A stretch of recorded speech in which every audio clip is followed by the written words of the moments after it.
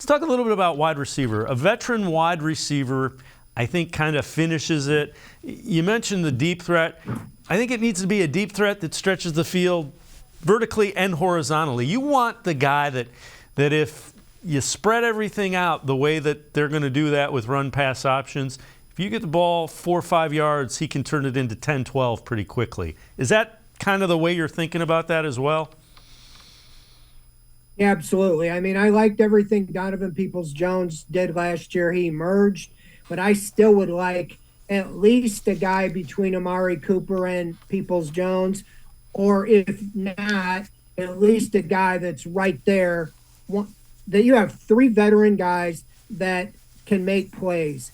I just don't think you can count on David Bell, Anthony Schwartz, or any of the other guys currently on the roster, nor can you count on a drafted rookie. Even if you take a guy in the second round, I don't think you can count on him to step right in and be battle-tested, ready to go day one. We've seen that over and over with wide receivers. You need to get a guy that's been there, done that as soon as he steps on the field, he's a threat.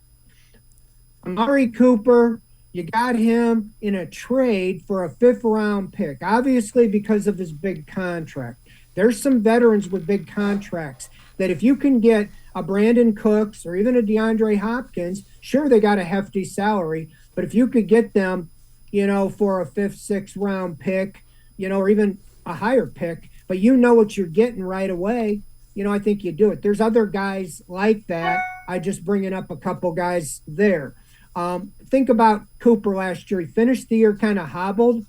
Think if he would have went down, you really had nothing other than Peoples-Jones. If you're going to have a pass-oriented offense with Watson, you really need some threats. I think he'll make guys look better, but I think some of the guys like Paris Campbell, McCole Hardman, Marquise Goodwin, those type guys could look good in this offense. It just comes down, when you look at the free agents, there's not many. I think Jacoby Myers on one of the lists I looked at was like the top free agent.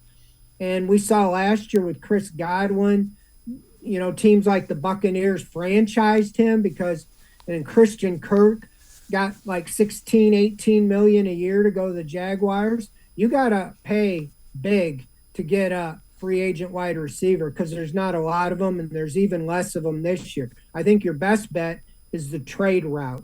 Be willing to take on a salary that maybe you can restructure for a year or two, and then you know what you got. I mean, Amari Cooper stepped on the field day one. You knew what you had, a Pro Bowl type wide receiver. You need another one similar, maybe not quite as good, but that would help.